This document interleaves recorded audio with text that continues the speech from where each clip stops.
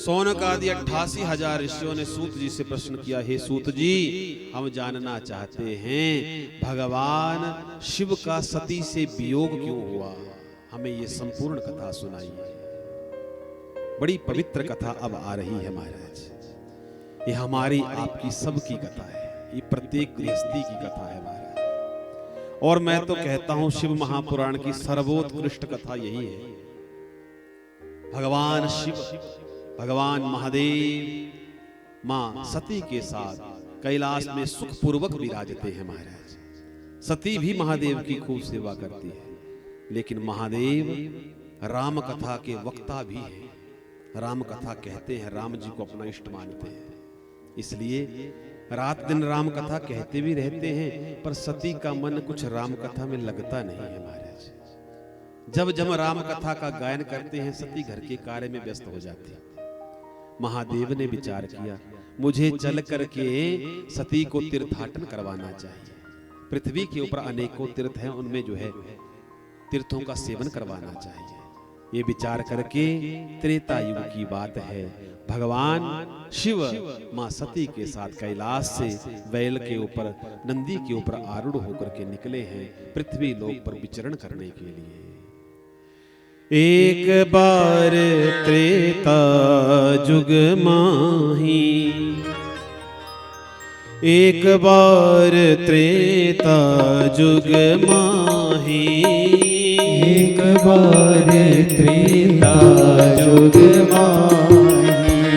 शंभो गए कुंभज ऋषि पाही, शंभो गए कुंभज ऋषि पाही। संग सती जग जननी भवानी, संग सती जग जननी भवानी। संग सती जग जननी भवानी। संग सती जग जननी भवानी। पूजे ऋषि अखिलेश्वर जानी, पूजे ऋषि अखिलेश्वर जानी।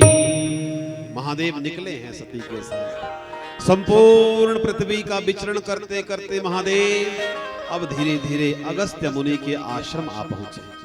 विचार कर रहे हैं, धरती लोक के ऊपर राम कथा सुनने का आनंद ही कुछ और है, तो क्यों ना कुंभज ऋषि के आश्रम में, अगस्त्य जी के आश्रम में जाकर के कथा सुनी जाए। पहुंच गए जाकर।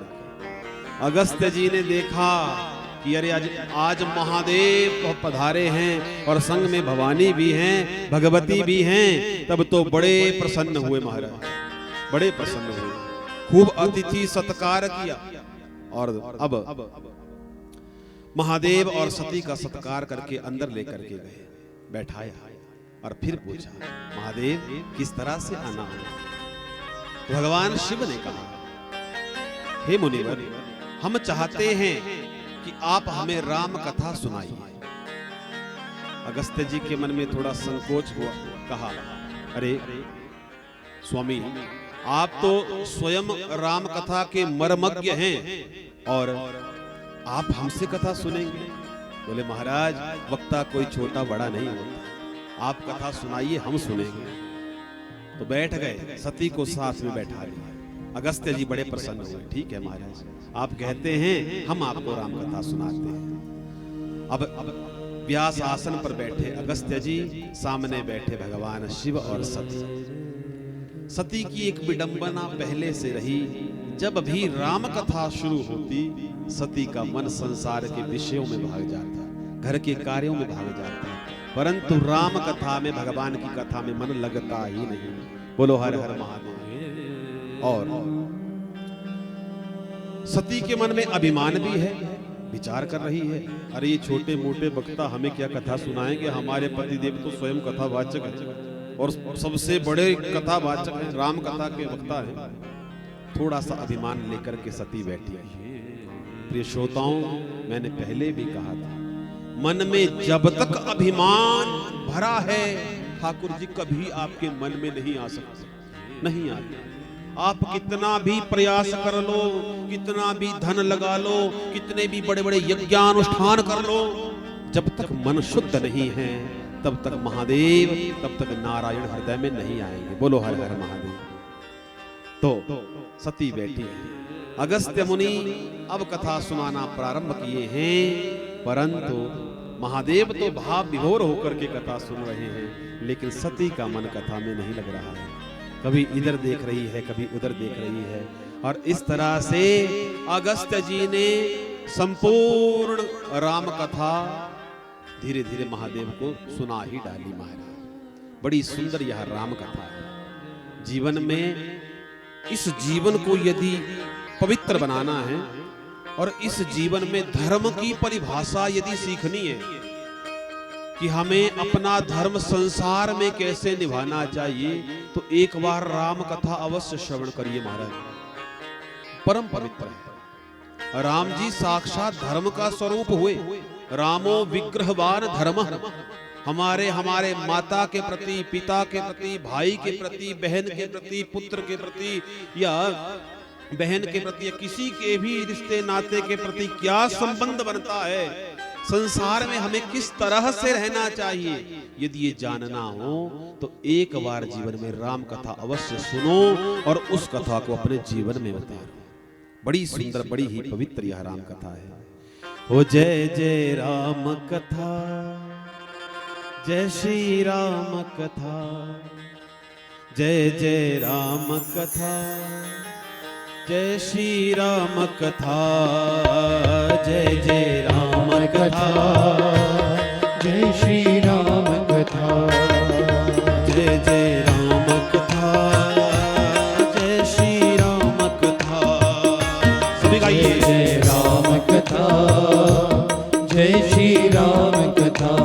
इसे श्रवण कर मिट जाती है, इसे श्रवण कर मिट जाती है, इसे श्रवण कर मिट जाती है, इसे श्रवण कर मिट जाती है। सौ जन्म जन्म की व्यथा हो। जय जय राम कथा, जय जय राम कथा, जय जय राम कथा, जय श्री राम कथा। जय हो। बजाओ जरा तालियां।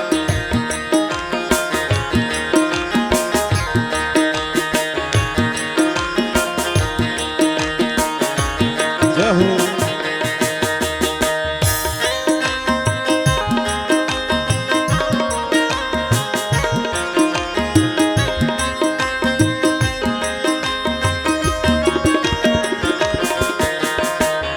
हरि बोल।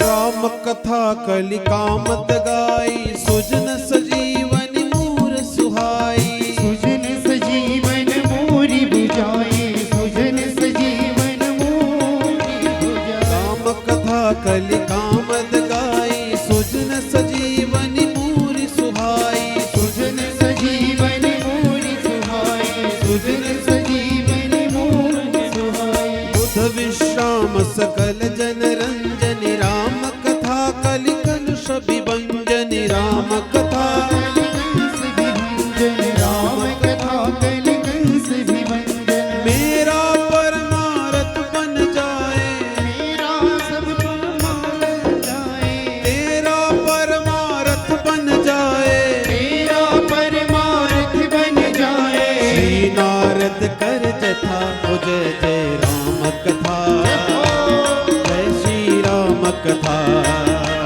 जय जय राम कथा, जय श्री राम कथा। जय जय राम कथा, जय श्री राम कथा, जय जय राम कथा, जय श्री राम कथा। इसे श्रवण कर मिट जाती है, इसे श्रवण कर मिट जाती है, इसे श्रवण कर मिट जाती है। इसे श्रवण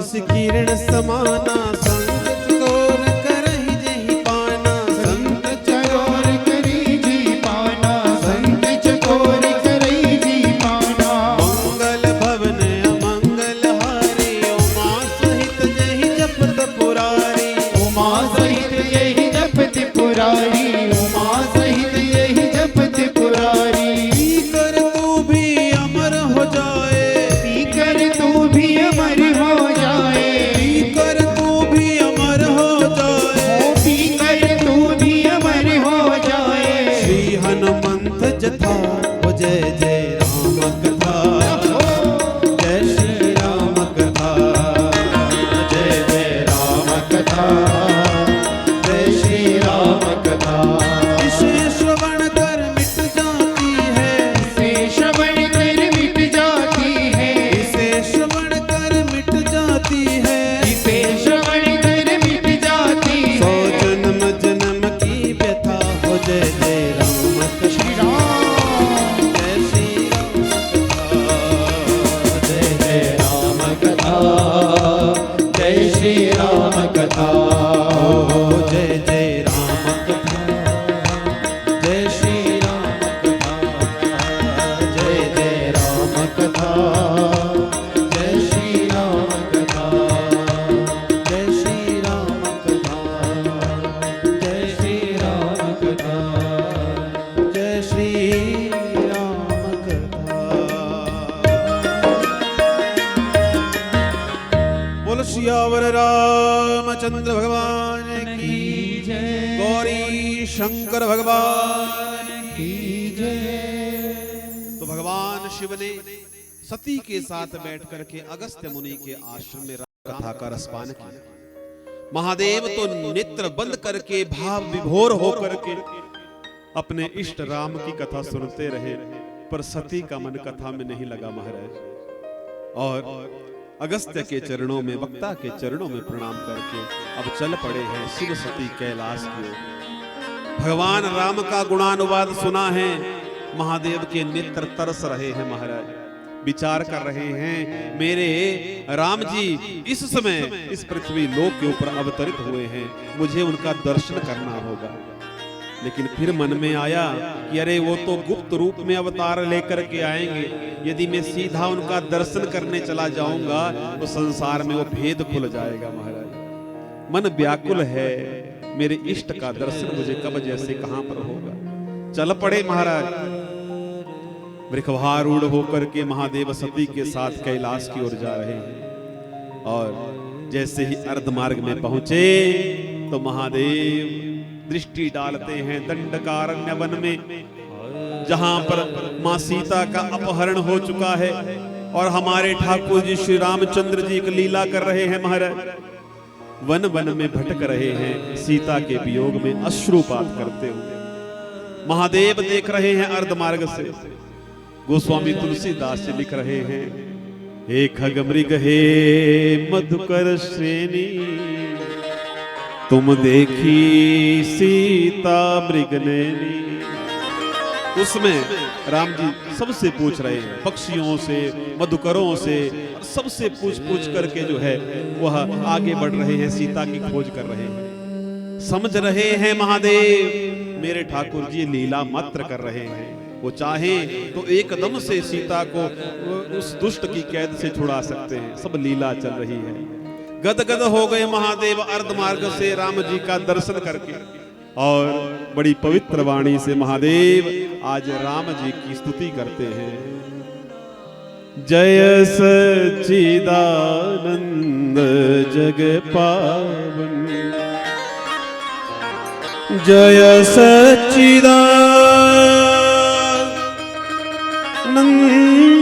जग पावन,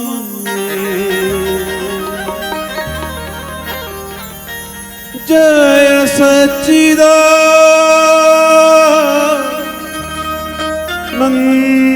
जग पावन। अस कही चले ओ मनोजन सावन। वहां से आज भगवान श्री राम को प्रणाम कर रहे हैं महादेव। कह रहे हैं, हे जगत के परिपालक, हे जगत के पालन करता, हे भगवान श्री रामचंद्र जी, हे सच्चिदानंद भगवान, आपकी जय हो, जय हो, जय हो, आपकी लीला आप ही जानो ठाकुर जी। यूं कह करके महादेव सती को लेकर के आगे बढ़ने लगे। सती देख रही है आश्चर्यचकित होकर के, अरे मेरे स्वामी जंगल में भटक रहे इन साधारण से राजकुमारों को प्रणाम क्यों कर रहे हैं? पूछा, अरे महादेव स्वामी, आप इन साधारण राजकुमारों को प्रणाम कर रहे हो, क्या कारण है? भगवान मुस्कुराए, कहा, सती, जब अगस्त्य जी ने राम कथा सुनाई तो तुम्हारा ध्यान शायद कथा में नहीं था। अरे महिमा तुम्हें समझनी चाहिए थी। अरे इन्हीं की तो कथा हम सुनकर के आ रहे हैं, और यही वो मर्यादा पुरुषोत्तम है, परब्रह्म परमात्मा है, जो सगुण साकार बन करके संसार में अवतरित हुए हैं श्री रामचंद्र जी के रूप में। ये तो सब इनकी लीलाएं चल रही है। बोल सियावर रामचंद्र भगवान की। भगवान शिव ने सती को बहुत समझाया, पर सती नहीं मानी, एक बात भी भगवान शिव की नहीं मानी, शंका करती रह गई सती। आदरणीय माताओं, ये शास्त्र का नियम है कि जो माता, जो बहन अपने बुद्धिमान पति की हर बात में संशय प्रकट करती है, हर बात में संशय जताती है, निश्चित है शास्त्र कहता है उस मैया के, उस बहन के पुण्यों का नाश होता है और कहीं ना कहीं उसके जीवन में उपद्रव होता है। बोलो हर हर महादेव। आपके पति यदि बुद्धिमान हैं, अच्छी तरीके से अपना जीवन यापन कर रहे हैं, आप सबका यह धर्म है पति की हर बात में संशय प्रकट ना करें महाराज। धर्म कर्म के लिए अपने पति को भी प्रेरित करें, स्वयं भी उनका सहयोग करें महाराज। भगवान शिव ने सती को समझाया, लेकिन सती नहीं मानी, संशय मन में चलता रहा। मुझे नहीं लगता महादेव, आपने लगता है किसी गलत व्यक्ति को प्रणाम कर दिया है, किसी गलत व्यक्ति की जय जयकार कर दी है महाराज। तो भगवान शिव कहते हैं, सती, जो तुमरे मन अति संदेह, जो तुमरे मन अति संदेह, तो कि न जाय परीक्षा लेहु। देवी, तुम्हारे मन में संशय है तो जाओ, जाकर के एक बार इनकी परीक्षा लेकर के देखो, पता लगाओ कि भगवान है कि साधारण मनुष्य है। सती प्रथम अपराध कर चुकी हैं, महादेव की बात को न माना, उसमें संशय प्रकट किया, सती का पहला अपराध। ध्यान से सुनिएगा। और सती ने ये निर्णय ले लिया कि मैं अवश्य जाऊंगी और एक बार जाकर के इनकी परीक्षा लूंगी। तो सती विचार कर रही है, सीता रूपम महम धृत्वा गच्छेयं राम सन्निधौ, यदि रामो हरिः सर्वं विज्ञास्यति न चान्यथा। मैं राम के समक्ष सीता का रूप बना करके जाऊंगी, और यदि ये भगवान होंगे तो पहचान जाएंगे कि मैं सती हूं, सीता नहीं हूं, और यदि साधारण मनुष्य होंगे तो मुझे ही सीता समझ बैठेंगे। बोलो शंकर भगवान की। तो आज परब्रह्म परमात्मा की परीक्षा लेने जा रही है सती। निकल गई महादेव को प्रणाम करके, अर्ध मार्ग में बैठ गए महादेव, और सती अब चल पड़ी। जाते जाते सती ने सीता का रूप धारण कर लिया। दूसरा अपराध सती से हो गया।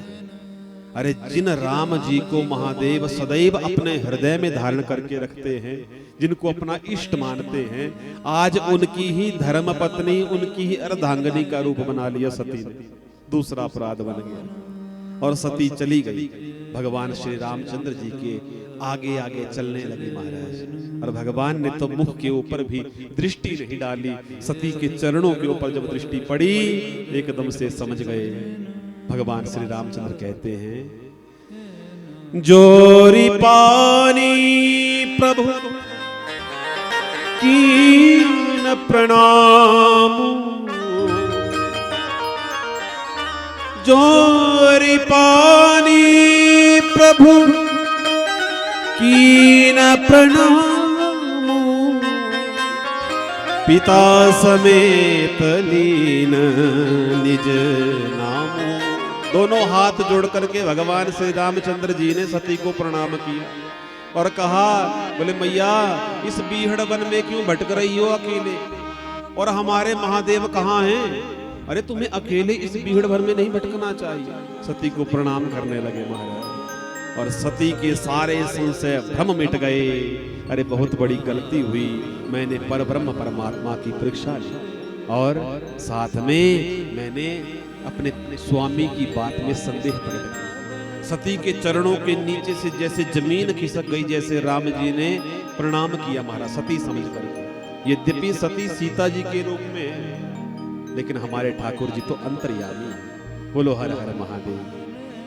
अब सती भगवान श्री रामचंद्र जी से प्रश्न करती है, हे प्रभु मुझे एक बात बतलाइए, मैं जानना चाहती हूं कि आप महादेव के इष्ट कब बने, कब महादेव ने आपको अपना इष्ट बनाया। बड़ी सुंदर कथा है, ध्यान से सुनिएगा। तो भगवान श्री रामचंद्र जी हंसते हंसते कहते हैं, देवी हमारे जो बाबा हैं महादेव बड़े दयालु करुणा निधान हैं, आशुतोष हैं, अति शीघ्र प्रसन्न हो जाते हैं।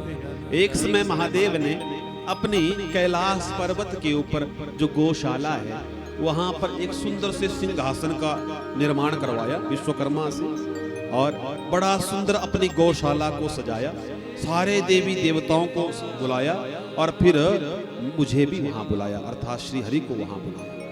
और महादेव ने कृपा करुणा करके सभी देवताओं के समक्ष मुझे उस गौशाला में उस दिव्य आसन के ऊपर अभिषिक्त किया और ये उद्घोषणा करी, देवताओं ये जो श्री हरि नारायण हैं ये आज के बाद आप सबके पूज्य होंगे, कोई भी देवता इनसे बड़ा नहीं है। और मैं घोषणा करता हूं केवल आपके ही नहीं, ये श्री हरि नारायण आज से मेरे भी इष्ट होंगे, मेरे भी पूजक होंगे, मैं भी इनकी पूजा करूंगा। और महादेव ने ही उस दिव्य गौशाला में ही वह दिव्य गोलोक धाम का निर्माण किया। इसी गोलोक धाम में हमारे श्री हरि नारायण रहते हैं। कैलाश और गोलोक कोई दूर दूर नहीं है हमारा, हरि और हर दूर दूर नहीं है, ये एक साथ ही रहते हैं। बोलो हरि हर भगवान। बड़ी प्रसन्न हुई सती, इस बात को सुन करके राम जी को प्रणाम किया और लौट करके आ गए।